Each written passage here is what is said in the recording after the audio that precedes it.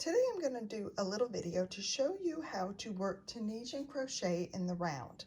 So this would be what you would do if you wanted to work Tunisian crochet in a circle.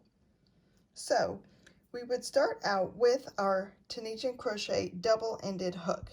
I like the smaller ones if I'm making a smaller circle. The larger ones that are quite a bit longer are good for when you are doing a larger project. But if your circle is small, and like the Tunisian knit sock crochet pattern that I've recently published, then you might want to use a shorter, more about a 6-inch crochet hook that's double-headed. And this one is a 6.0 to 5.5 millimeters and a 6.0 millimeter, and you can use them interchangeably. Sometimes they're the same size on either side. I think 0.5 millimeter is not going to make a huge difference. So first of all, we would work some chains just to start. Then we'd have to pick up some foundation rows. Then I'll show you how to do the return pass. So we'll just do maybe 12. 1, 2, 3, 4, 5, 6, 7, 8, 9, 10, 11, 12. And then to make the circle, you would come in and hook it to that first stitch. Slip stitch to that first stitch, and we're all with the same yarn. All right, now that's the crochet part. Now the Tunisian crochet starts out with a foundation row, so I'm just going to go through and pick up a foundation row. Now we're just going through the back loop, picking up a loop. If you haven't watched how to work a Tunisian crochet flat, you might want to learn that first before you try working it in the round. So it doesn't matter how many you pick up. I would just say however many stitches will comfortably fit on your crochet hook. And then we will work the return pass. So how we work the return pass is that we move the crochet stitches down to the other hook. We flip our yarn over. We're going to work on the other side. I'm using a different color yarn so you can see the return pass. Just leave yourself a yarn tail that you can weave in and tie off later.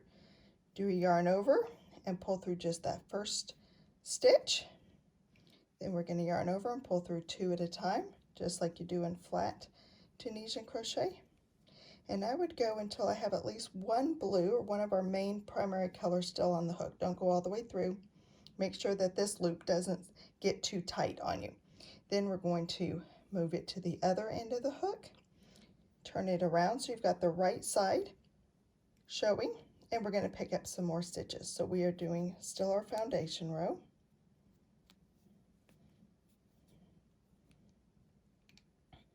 Some patterns may tell you how many to pick up. Usually it just tells you to finish the round, so you just do it. If a bigger project, usually 10 at a time I like, because then I can count at the same time and get 2 things done at one time. Let's see, we're back to our knot. So we're going to move everything down to the other end of the hook again, flip it around, and continue on. Pick up our Tunisian return pass yellow here, yarn over and pull through 2 at a time. Whoops, that was 3.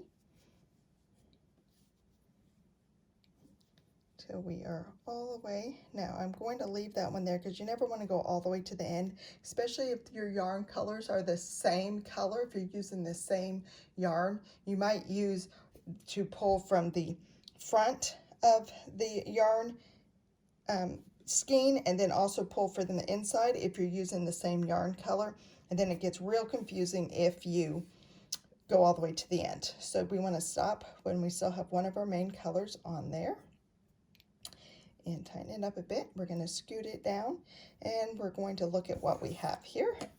So we have in blue our main stitches in our foundation row, and you can count them by the vertical bars right here if you want to count your stitches. And then yellow is our return pass.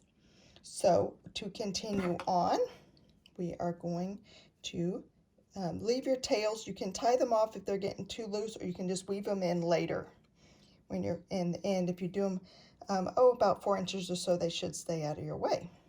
So now we are going to go, and I'm working a Tunisian knit stitch. So we are going to continue our next round.